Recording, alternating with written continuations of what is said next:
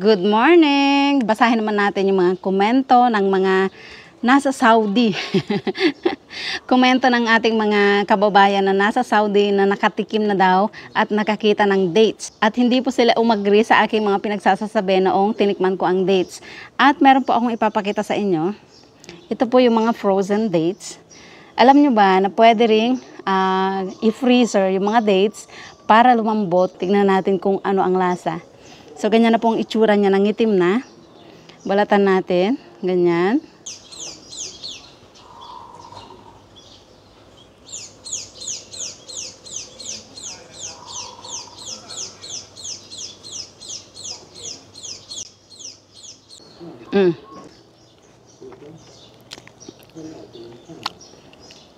Ang lambot. At baka hindi kayo maniwala na naman, lasa po siyang chiko. Chikong-chiko. Para ka lang kumakain ng hinog na chiko. Ayan, nakaka-amaze at tuwa ako kasi nag-iba yung texture niya. Nawala na yung pakla. 100% nawala na yung pakla. Na mas tumamis. At yun nga, itinuro sa atin ito ng may-ari ng farm na ganun daw ang gawin. Kung yung mga kakain ay ayaw ng mapakla, ayaw ng juicy, ayaw ng crunchy, lalong-lalo na yung mga elderly na wala ng ngipin. Chikong-chiko. At ito naman yung fresh, galing na po ito sa ref, pero fresh na fresh pa rin, matigas pa rin, at crunchy pa rin. Para po sa mga hindi nakapanood, nung umakyat ako ng dates, ganyan po siya kalutong. Napakatamis, juicy, crunchy, na merong konting pakla. Ganyan-ganyan yung sinasabi ko noong kinakagat ko yung dates na maraming nag-comment. At napakarami pong variety ng dates. Dahil may mga puno pa sila noon na hindi pa namunga. At 3 variety yung kinagat ko at tinikman doon sa video na iyon. Ganito po yung ating nilagay sa freezer. Inilabas ko lang para makita nyo. Pinitas ko na siya at nilagay sa bag.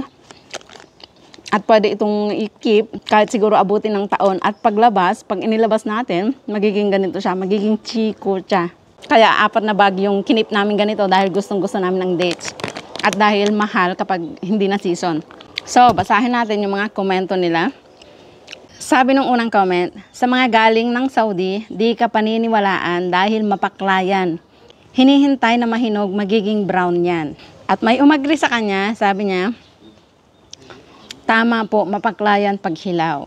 Sabi naman ng isa, tama, di naman yan kinakain pag ganyang hilaw. Sabi naman ng isa, matamis daw yay. Kumain ako niyan sa Dubai, sa puno, ang pakla. Hehehe. At meron din namang umagri sa atin. Sabi, ibang klase naman po kasi na dates yan. Maraming variety po ang dates. Tama, which is nabanggit ko sa aking mga video. At meron din mga umagri sa na matamis siya. Matamis po siya, ganyan ang tanim ng boss namin, hinaharvest na kapag ganyan na ang kulay niya. Matamis siya na medyo mapakla pa. Diba? Tama yung sinabi ko. Mas gusto namin yan kasi hindi siya sobrang tamis. Di tulad ng hinog na sobrang tamis. Ganyan na ganyan dito sa amin. Matamis talaga at malutong. Siguro nasa Middle East din siya. Another comment, mas gusto ko po yan ganyan na maniba lang na dates. Di siya gaano katamisan na medyo may mapakla. Dati, nung nasa Saudi ako, sawa ako sa ganyan. Nawala yung iba. Hindi ko na-send dito sa kabilang phone. May mga nagsasabi pa, hindi naman yan ginakain ng ganyan. Sa Saudi or sa Middle East, sa Dubai, nakatanim lang yan sa mga kalsada, hindi pinapansin. Yung mga ganong comment ba? Yung bang, ewan ko kung hindi nila gusto yung pagmumukha mo o gusto lang nilang hindi umagri sa iyong mga sinasabi. Which is okay lang naman po na hindi kayo umagri sa aking mga sinasabi dahil hindi naman ho ako nang hihikayat na umagri kayo sa mga tinitikman kong mga pagkain. Hindi ko kayo hinihikayat o pinipilit na ganun yung lasa.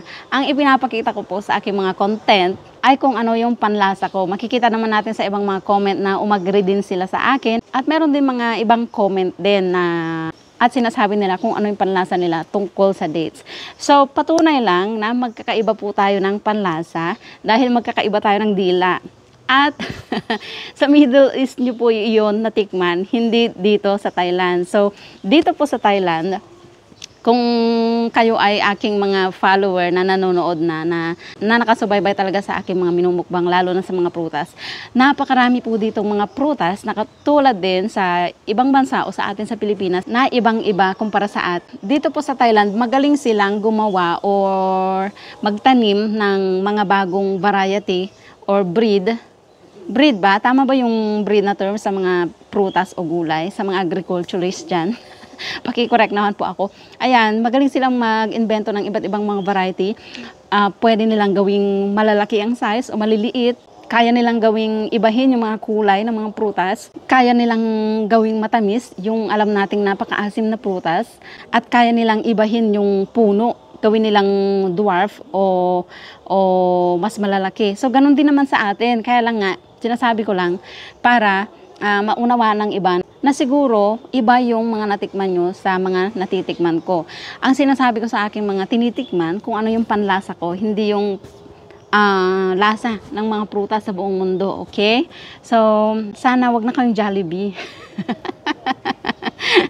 Ayun nga po, sa mga hindi pa familiar, ang dates po ay napakaraming variety.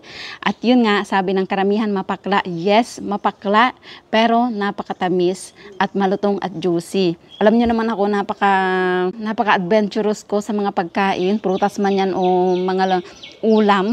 Kayang-kaya kong kainin kahit ano pa yung lasa niyan. Nasasarapan ako kahit na mapait, kahit na mapakla, kahit na maasim. So, yun lang. Iba-iba po tayo ng dila. Huwag po sana kayong masyadong Jollibee. Alam ko naman na marami ito sa Middle East. At by the way, yung mga itinatanim po dito sa Thailand ay galing nga po sa Middle East. At yun nga, dahil magaling silang gumawa ng iba't ibang variety ng prutas, baka binago nila o pinasarap nila yung ganitong mga dates nang naaayon sa panlasa ng mga Thai, di ba?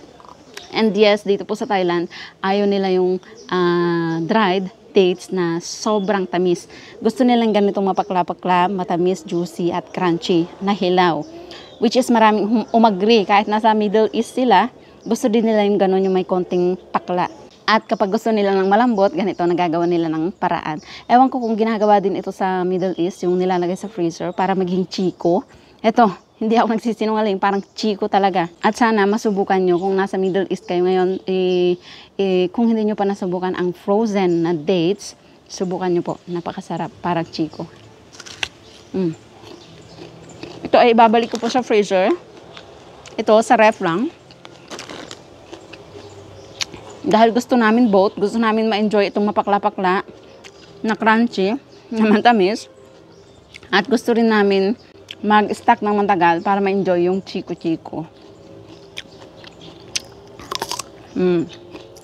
Ba?